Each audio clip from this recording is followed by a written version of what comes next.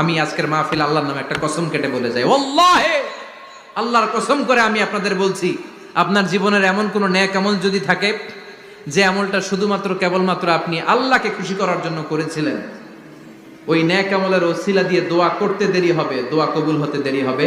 আমি আজকের মাহফিল আল্লাহর নামে একটা কসম কেটে বলে যাই, ওয়াল্লাহি আল্লাহর কসম করে আমি আপনাদের বলছি, আপনার জীবনের এমন কোন নেক আমল যদি থাকে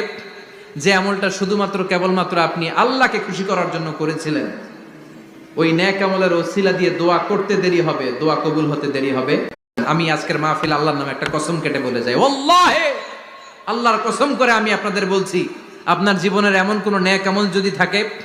যে আমলটা শুধুমাত্র কেবলমাত্র আপনি আল্লাহকে খুশি করার জন্য করেছিলেন,